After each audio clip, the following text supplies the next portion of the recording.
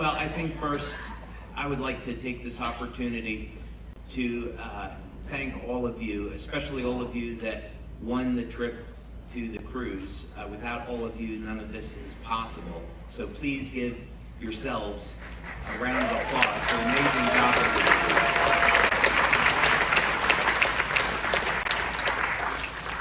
you did. So 20 years. I know that most of you have been looking for Christina and I the past couple of days. And truth be told, I've needed a day, August 13th, which is the day that LifeWave, the network marketing company, started, to take some time off and really think about the enormity of what it means that we've been in business. An enormous sense of gratitude for the job that all of you have done over these past 20 years to allow us to be in this position of being the fastest growing network marketing company in the world, to have made it to be one of the biggest networking companies in the world, and also what it means for our future and where it is that we're going. And the ambitions of the company have changed now quite a bit. When I started the business, actually back in 2002, I want to share some of these stories with you so you can have some context for this. The mission was very simple. We wanted to go to market with this new technology and help people have more energy without having to rely on stimulants like caffeine. So that was a very, very simple mission. And then a few years later, it wasn't very long, about 2005, I invented the glutathione patch. And that was really a landmark event for the company, because now an entire array of products opened, and now the future of what it is that we could create and what we could do expanded dramatically. And then of course we had X39 after 10 years of stem cell research in 2018.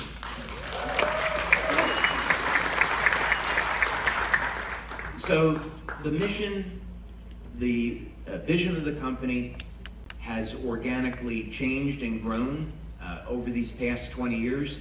And I think it's really important for all of you to know that what I see for the future is something truly remarkable that we can create together. And the first of that is we can create a network marketing company that's never existed before. And we've laid a foundation now to make that possible. And in the process, we can take new technologies to market that you haven't seen yet, but they do exist in the lab. And if Ryan tells you what they are, then he's out of a job. So, but I know he won't.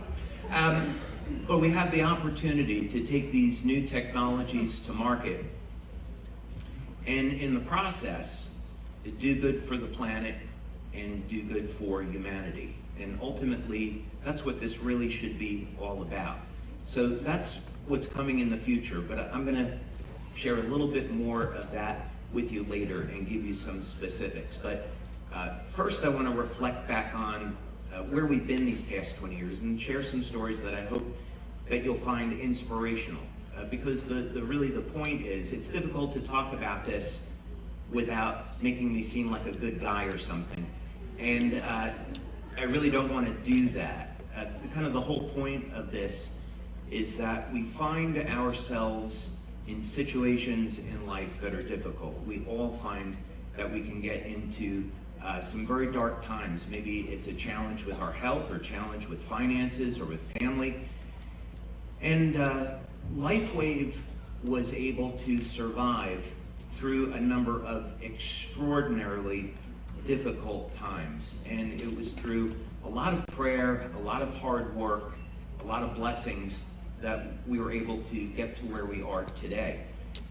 So you could even say that it was really the first 15 years that was laying a foundation for the business. How many people think of being in a startup for 15 years before you can say, okay, now we're really going to take off, right? But that's almost the way that it was with LifeWave.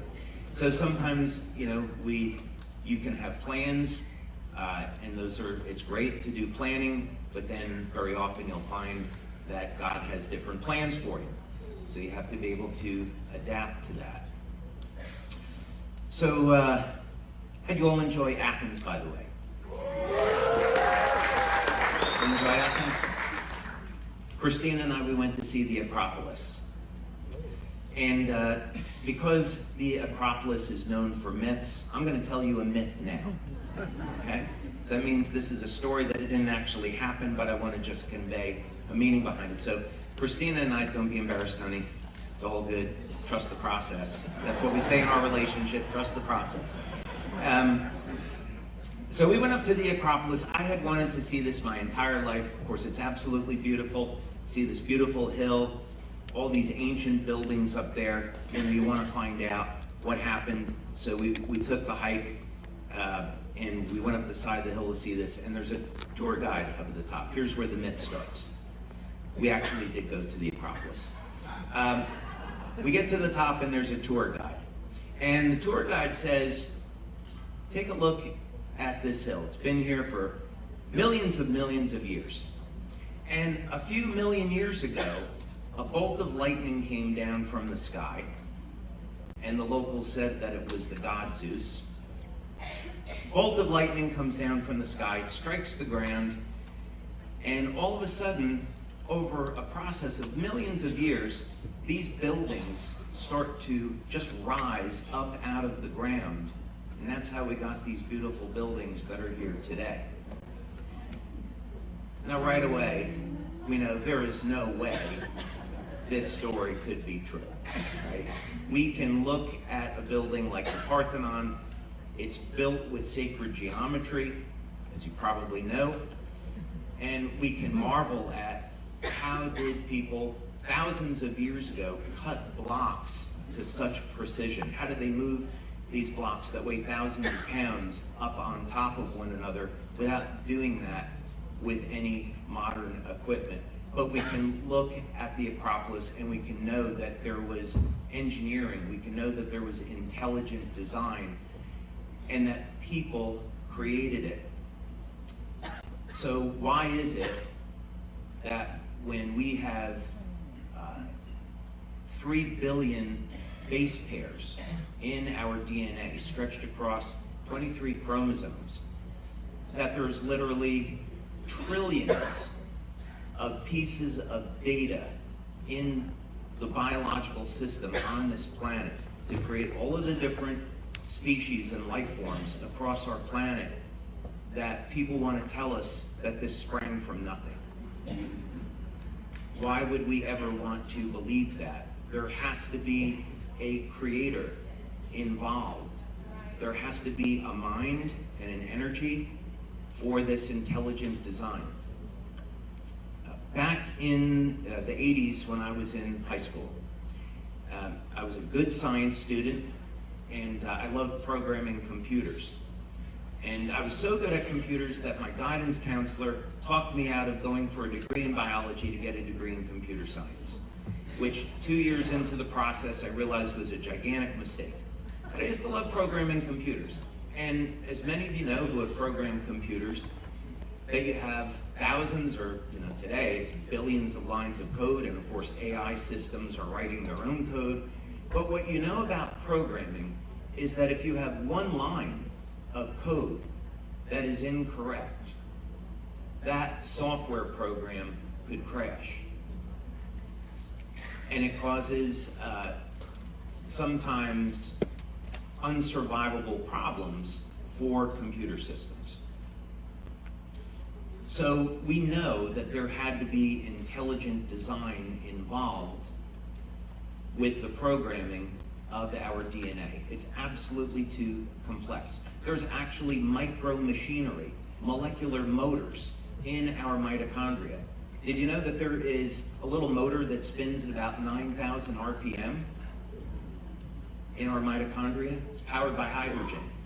It's completely clean burning, completely efficient, and by understanding how this works, we can actually optimize our mitochondria and stay younger longer. That's why we should be interested in it. But in order to create these molecular engines, it takes, which is built off of proteins, there had to be programming involved to synthesize these proteins. So what came first then? What did the protein do before it became part of this engine? Doesn't seem to be an obvious answer to that unless you look at it from the perspective of this was all created with this end design in mind. And why are we talking about this? Because LifeWave is essentially based off of biological codes. What our patches do is use the same system that our body is using to communicate with its environment. If we look at the human body, we can break it down in very simple terms that the body is going to make or use energy, and the body will be communicating. It communicates within the cell, and the cells communicate with their environment. And that system starts with light. The light emerges from the DNA, and it emerges from the hydrogen bonds that hold the DNA together. Those hydrogen bonds are two protons that counter-rotate. And the reason why that's important is because in between those hydrogen bonds is nothing, yet light emerges from it. So where does it come from?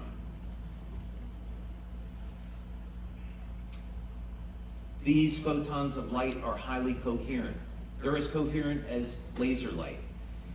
And they will initiate thousands and thousands of different chemical reactions in the body.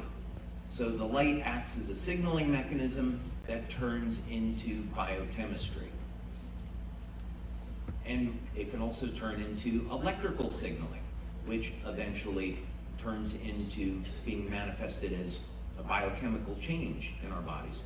So when we're building a business off of this foundational technology, what that means is that the applications for this are near limitless, in the sense that if we don't have to rely on drugs, we don't have to rely on supplements, we'll work in harmony with nature. That means we can, to elevate glutathione or elevate copper peptide, simply know what the biological light code is for that peptide. And then we can initiate it with our patch technology. So this is why we say, even though we're 20 years in, we're just getting started.